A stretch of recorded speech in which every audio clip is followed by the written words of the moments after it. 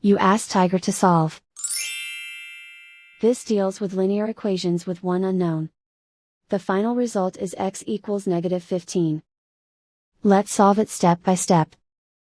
Isolate the x. Multiply both sides by inverse fraction 5 over -4. Move the negative sign from the denominator to the numerator. Group like terms. Multiply the coefficients.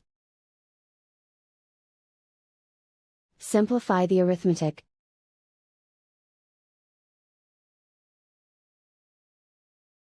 Move the negative sign from the denominator to the numerator. Multiply the fractions. Simplify the arithmetic. And so the final result is x equals -15.